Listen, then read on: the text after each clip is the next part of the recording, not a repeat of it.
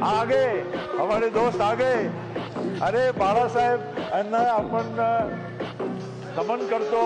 त्यांनी आपल्याला काय सगळ्यांना सांगितलं की आम्हाला अभिमान आहे की माझ्या शिवसैनिकांनी बाबरी मस्जिद पाडली. हे बोलले ना, बरोबर आहे. आणि मुंबईच्या 92-93च्या दंगलीमध्ये माझ्या शिवसैनिकांनी आमच्या हिंदू बांधवाच्या रक्षण केला, हे तुम्ही बोलत होते. बरोबर आहे की नाही?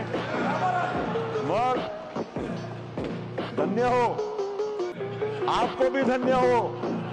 हम कुछ भी नहीं सर, आपको धन्यवाद के बोलने दिया, मगर इनको धन्य नहीं नहीं नहीं नहीं. काय आम्हाला काही चिंता नहीं. वो आपको जो बोलना है बोलो.